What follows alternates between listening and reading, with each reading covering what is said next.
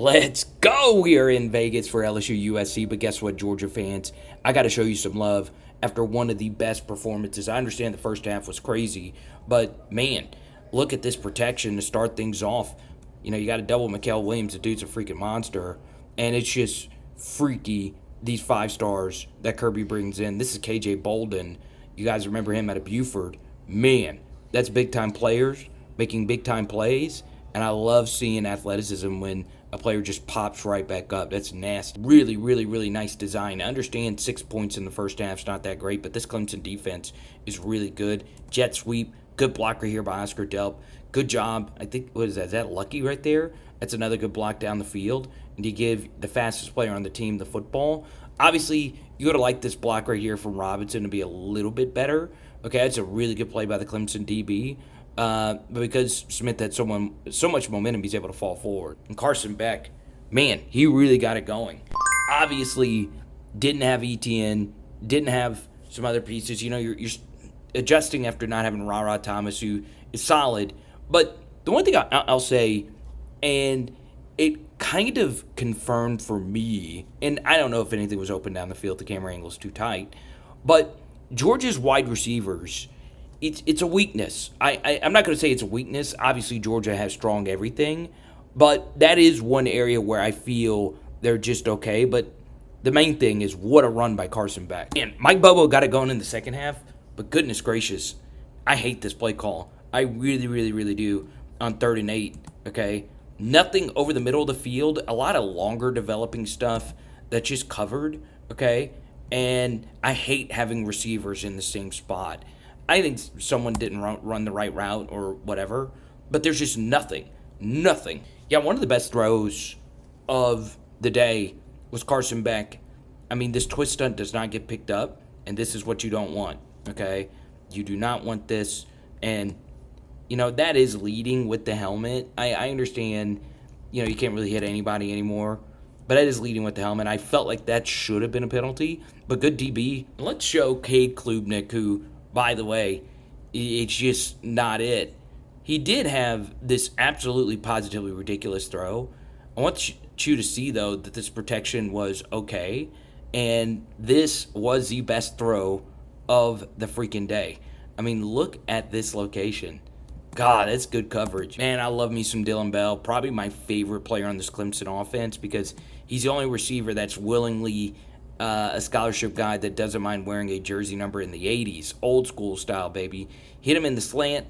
Bang. Really good ball location on the 2nd and 16. It was so good that you allowed Bell to run after the catch, and he almost broke this tackle to score. Good stuff. Sometimes the other team just makes plays, okay? So at the snap, this guy does back out, and Beck elects to go to the smash side, okay? So lower route here, corner route here, okay? This has obviously been a concept that Georgia has run for plenty of touchdowns.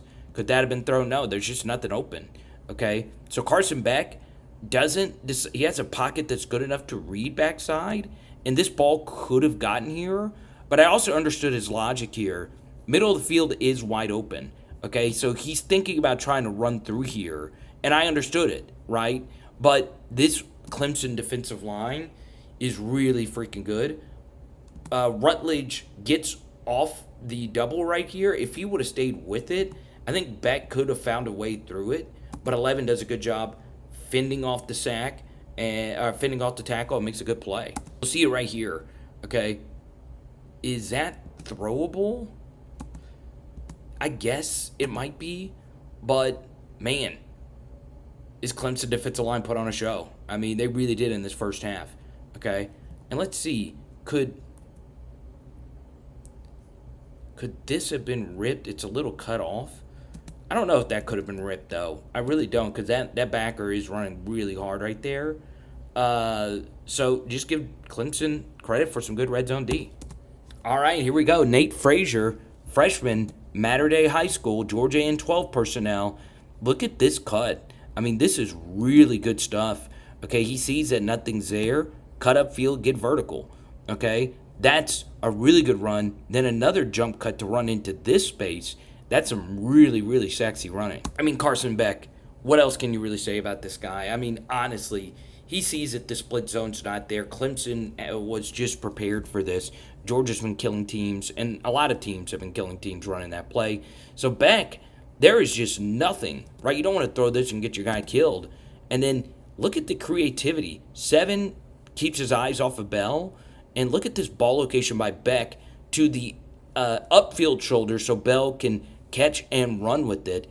That is ridiculously good improvisational skills right there. And now you just need Bell to gain as many yards as he possibly can. And honestly, he did. Really good shoestring tackle right there by 9. All right, so that play was called back for a penalty, and Georgia only 6 points going into the half. I love this play design. Bobo is one of the best at getting 3 people going vertical on the same side. Okay, so you get a motion right here, and Bell goes vertical. 11, super fast Smith, stops, pivots, and goes vertical. And then Lucky is going vertical. Okay, so there's 3 levels to this wheel-ish kind of vertical. And where you want to put the football is to the second level, right? Because if this guy is covering the flats and the vertical is taking up the deep quarter or deep third defender, then this is going to be wide open. Now, before I actually show you the throw, I want you to see the anticipation here by Carson Beck. This is really good chemistry with the guy he's been throwing with. Look at when he's deciding to actually throw this football while the head is down of number 11 right here. And Smith, 11, is catching this football almost in stride. He had to turn around just a little bit, but you love to see that from a quarterback. You really, really, really do. And Smith is able to cut this back. It's a good tackle right there by 10. Yeah, I wouldn't be shocked if Bell ends up being the best receiver on this team, okay? It seems like Beck and him have the best chemistry, and this is just a lot of misdirection, okay? And what I love about these misdirection plays is your blocks from the offensive line really don't need to be good at all. It's the design of the play that's getting it open. So fake handoff to the right. Look at all these Clemson players. They actually do a decent job pursuing this.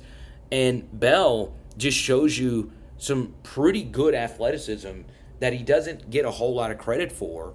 Once again, not as bullish on this Tennessee wide receiver room as others, but man, that's really good. All you get to hear. This is just a really good job by Beck and the offense seeing that this is a one-on-one matchup. I hate throwing fade balls. I really do. I prefer them be a back shoulder throw, and that's exactly what this is. Good throw, good catch. Man, one of the hardest things for a defense to do is when you play action fake to the running back and actually end up throwing back to that running back, right? Because you're biting on the play action fake and then the running back leaks out. It's really, really hard to guard. And I'm shocked that more teams don't do it, right? Missouri did a really good job of doing different variations of this with last year's team. And, man, get the football in 3. Mater Dei High School from California. Some good recruiting right there. And back, I mean, what a freaking dude. Okay, now, I understand that there's going to be quite a few Clemson fans that want to call out holding right here. Is that a little bit of a tug? Yeah, I mean, especially when you're black beating this bad on this turf, okay? It makes me think even more that you're just fighting for dear life and actually holding him down. But the point here is, well, Beck gets a little lucky on that one, that the safety didn't turn, okay? Obviously, this is the Vanderbilt transfer. His name slips my mind. Catches it. Nice explosive play. All right, here we go. Little RPO read. It's a good job by Beck, okay? He sees immediately that he likes his 2-on-2 numbers out here. Now you just need a good block right here from Colby Young, who caught that touchdown. That's good stuff. That's why you bring in transfers, experienced receivers. And then this is just nasty. Woo! That's just gross, gross, gross right there from Dominic Lovett. 9, this is all protection, honestly. Okay, so they decide to bring a somewhat exotic pressure, and this is just a good job by Beck just going through his progressions. Once again, it's just a super clean pocket, and when they're bringing pressure from this level, where you want to attack is right where they came from. Okay? That is really good stuff. And Beck does have all day to actually make this wide open throw. And he does catch the Vanderbilt transfer right in stride. And good, I mean, if it wasn't for these guys on the sideline pointing to tell Humphreys where to go, he would have had no clue. Okay? He would have been running this way. But if you watch my Tennessee film study, it's floating in the top right corner of your screen, from the Chattanooga game, you'll see that one of their running backs actually did run in the wrong direction. Yeah, and the best player on this whole Georgia team very well could be Malaki Starks. And you'll see why here. There's just not many NFL DBs that are making this play. And obviously he's in college, a typical Kirby DB, just freaking making plays. And he runs a route better than the receiver. And watch him catch this football at its highest point. Wearing that number 24, he looks like Derek Stingley making that play. That is nasty. Abso-freaking-lutely nasty. All right, Georgia fans. Do you believe this is the best Georgia defense since the 2022 Natty team? It very well could be. This unit is nasty. Now, Clemson hadn't been a beacon for elite offense over the past couple of seasons. But, man, that was a sterling, dominant performance. I mean, the catches and throws that Clemson actually completed. I didn't even show a tight end, Randy Moss in a ball. The catches and plays that Clemson actually did complete on offense were extremely, extremely difficult. Okay? So, let me know. And do you feel y'all are the best team in the country?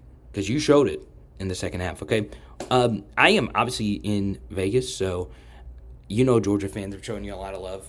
Breaking down a blowout when I could be at the freaking Luxor pool partying it up, but I'm here with you guys. So show me some love, okay? It is Power Hour SEC. Boom! So some other film studies will be floating in your face. Let's give you one more play. Why not? And this kid from Mater Day, man, he has got some bounce. That is a good job pressing and then finding a way. Oh, he's got a little bit more bounce. Once again, very tired Clemson defense. Good block right here by Oscar Delp, who I think overall had a decent day blocking. Feel free to correct me if I'm wrong on that. And tonight, let's go get some flounder. Let's go.